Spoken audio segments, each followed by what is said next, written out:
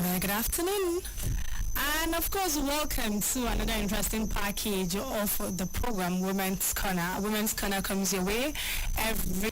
And as usual, I have my co-host in the studio. Yes, good afternoon, Abuja. My name is Esther, but you can call me Talking about Article 19 of the 1948 Universal Declaration of Human Rights. Though it varies, but every profession has its challenges and also has its struggles. We want to say kudos to those journalists who have been working so hard to uphold the ethics of the profession while doing their jobs, where we continue. And those who think victim will boldly tell you all. I'd like to remind us about Chapter 2, Section 22, which is the obligation of the mass media in the 1999 Constitution. The press, which says the ability of government at the cost of carrying out and together with. Gender is not an exception of this conduct. Esther? I would not say totally yes, except for two actually major occasions. The first one was the NBC International a program that had journalists from different walks of life from different countries coming in, and then So personally, you've not faced any form of harassment? No, I haven't. But literally kidnapped for it's not happening, and it's not. Now let's.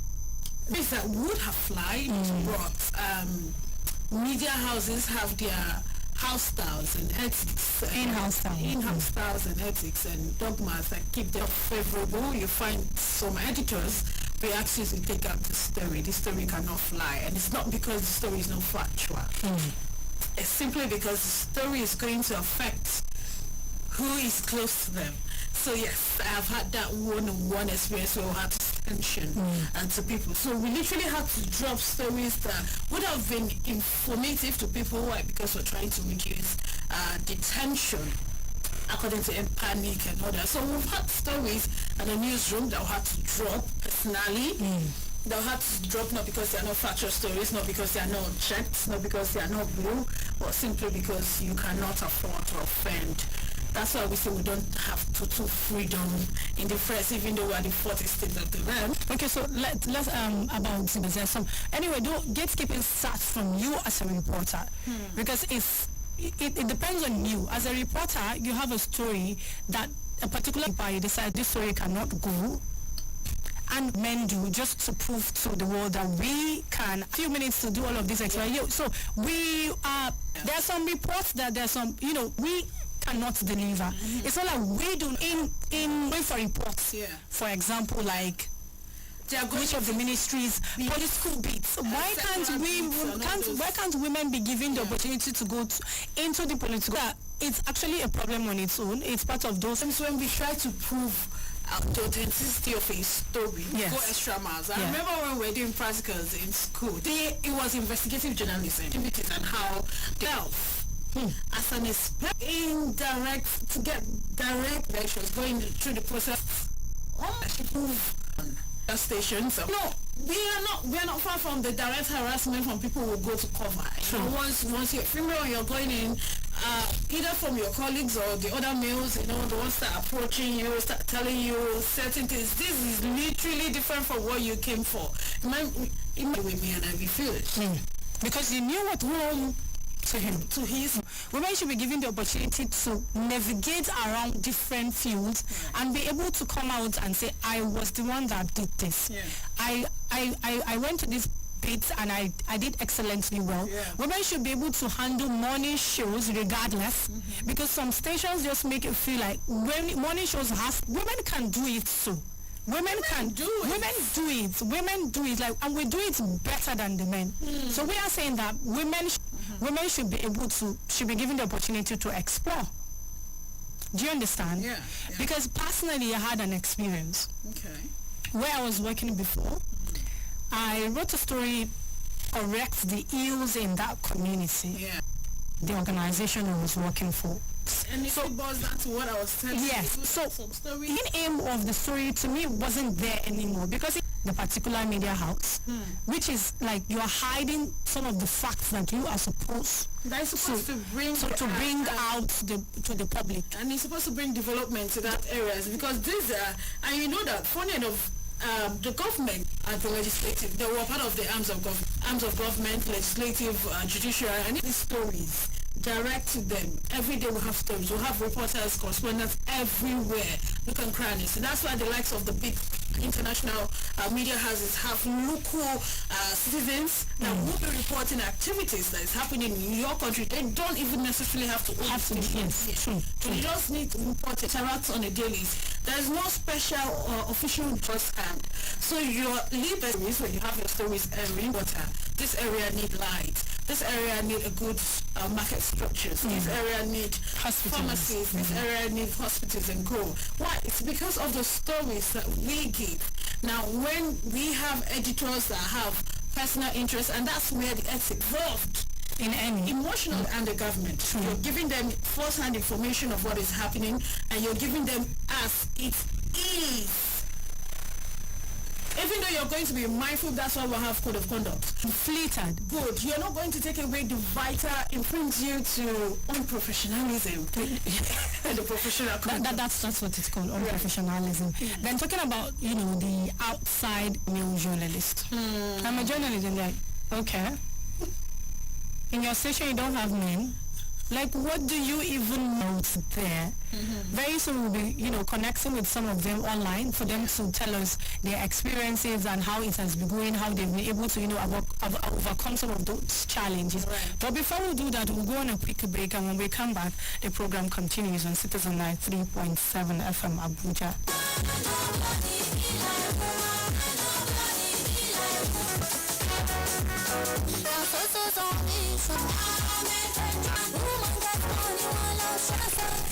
Welcome back from that short break. It's in face Chuku Ugu. She is a development Alaba. Kind of audience or people's perception or mindset to show. I don't know why they have that perspective that it's only analysis when it comes to political problems, political ideas. I'm engaged with one of my listeners, Ben, on a serious actually. I have co-hosts, John, health-wise, and normally I could handle a political conversation is always very hot and very interesting, right? But this person made a comment one time and said, I do not think this is a good segment for a woman to handle. I tried to make sense of that very mindset. I had also gone for a meeting, and I wasn't there as a journalist. I was just there on a casual of that. I feel like they don't handle it so well to know the problem. He mentioned that some of them know journalists who are researching, and so that day I still want to do. And so a woman as a political journalist or someone in the government sector or taking on the political discourse, if you're coming down from the perspective of saying this person doesn't research, right, as a journalist, because normally you should have a certain sentiment of flying. I even had to reach out to colleagues in other stations. They don't, they value them wrong, like big time, and by doing that, giving me the right move. I trust it because it didn't stepping into a room. I'm not just stepping in as an OAP, like a very strong foundation on whatever I am looking at or discussing. Like a very strong foundation on whatever I am looking at or discussing, such that if I stand and make my point, you will know that this person did not just wake up. This person researched. This person won on it.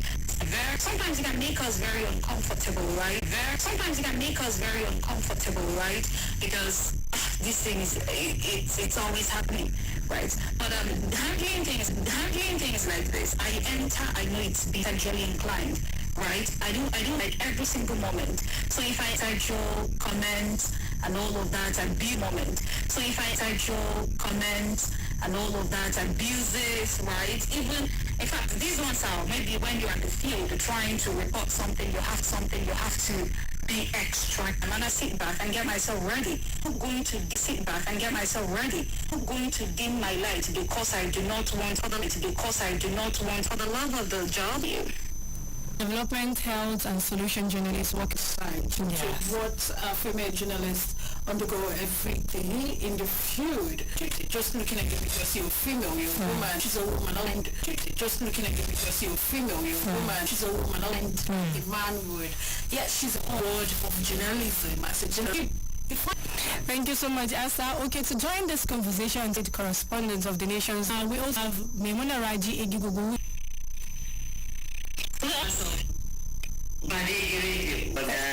So we'll be starting with First of all, you are not being taken seriously because Yes, we can hear you. okay. You're not being taken seriously because people feel investigative journalism should be for the men. So sometimes when you pitch reports, it is like, are you sure this is not safe for you to go? This is not a safe place. Can you do it? And there are always doubts about your ability. Yeah. Then another challenge is when you're on the field. So even the sources intended at you, some people just trying to female, which is something they won't do as a male. Okay. You see someone will say, I would have given you this information, but you're just so fine. I just feel, and those kind of things just somehow distracts you. Yeah. And also, another challenge is having to balance work and family responsibility. Okay. As an investigative journalist, you have to travel. By the time you don't have like a family that the children, in terms of the family, intimidation, you tend to try to intimidate threats on why. So those are a lot of challenges. Then there's also limited access to training and resources. Training for this. Although I fellowship at the you work with Radio Kogi, which is in Yes, you. Women journalists for all assignments. Elgaleki Abejide. Joining the interview. Hello? Noticing their media organizations. Why are you here? You're not supposed to and social barriers. No? And there is need for them to stop looking at us and we can do we can do. We can do 10 times to compete favorably with them. And practices. Justina, so what has been, so mentioning these challenges now, how have you been able to overcome these challenges as a female investigative journalist? Justina, are you there? Hello, Justina, you can hear me. And I've also tried to select you. So for anybody today, I would have selected a lot of us, helped me a lot to could have been placed on in the course of the job. Then also I've so most time you have to teach it out, yes. Some of the opportunities will come to you. Like one of my mentors say, if they don't give you a seat at the table, take your own seat and stop you from sitting. The only thing for seat are very, but you might not even know it. But also and go and sit down. As much as I do, I try to get my facts. So when you are trying to come to say you are trying to intimidate me, I have my facts. So I'm confident nobody can come and intimidate or come in a big way. That's okay. So we're ready. Are there challenges that you've personally my duty as a journalist, particularly sexual harassment, cultural and religious limitations. I will a bit. You find yourself they are not well done. What journalism is all to portray the work that you do, and you see people see us like even when you are in your hijab, before you know it, send a weaker sex. Things I don't want to. Not even sometimes hand up challenge that they have posed in regards to intimidating you on a particular thing. And then in now that if things that will misinterpret the version of the Quran or the version of a chapter of the glorious Quran that will not speak, or my voice will attract people out there. I told myself that if my religion did not stop me from that, no cleric should be able to misinterpret that particular chapter or particular verse of Holy Quran. Thank you. Say, no, if I as a Muslim cannot stand as a media person or as a journalist, discharge my responsibility as a journalist. I have to go and do our job, name journalists, to correct all these abnormalities by either all these misconception of the verses of the chapters of the glorious Quran, instead of Muslim cleric during the Prophet time, propagated Islam. Because be like you. Urging them to connect to other female journalists and mentors for guidance and encouragement. Right. And also, they shouldn't look down on anybody. This is you get there wherever we face similar challenges. Several. Thank you so much. Thank you so much. Just similar challenges. Several. Thank you so much. Thank you so much. Just young female journalists, a lot of young female journalists don't even have having mentors. They feel these mentors want to use them. But I think mentors are key in your career as just around you. Like, and all, I want to toy with their own on we the female. Maybe we have made a big name for you. I'm sorry, it's they can take out journalism. Right. Our time has not been spent. I mean, they've spoken about basically everything. But what's your last call? What's your call? Well, I would say instead of looking at everything to the table. That's it. When we bring our information to the table, that just information before you know you have a voice to reckon with. So don't give up on yourself. Don't say nobody will hear me. Don't give up on yourself. Always research. Always be ready to learn new. Say, like Justina said, there are lots of training opportunities out there. Right. Search for them. Search for these opportunities and, learn from these opportunities. Don't ever leave out anything. I mean, there are lots of them outside. So if she did anything from me, they just want to give you their best. She would use you in a way, but get mentors that you will learn from. Like she said, there are mentors, you feel like mentors and they'll be using you. Those that will use you when we connect, and we need to come out together. We need to say we are working together. Right. There's a lot of hypocrisy, like she said, in, the cycle. We need to do away with that. Thank you very much. There's an unnecessary competition. We need to do away with all of that. Yeah. We need to come together and say we are female journalists. Right. We know how to journalists. You need to be careful because you need to be alive to tell your story. True. If you're not alive, there's no story. Once you're gone, the story lives with you. So you need to be who are going day and night looking for. Get more hands, like we said, the he for she. They show it. You don't make it a do or die of story. My name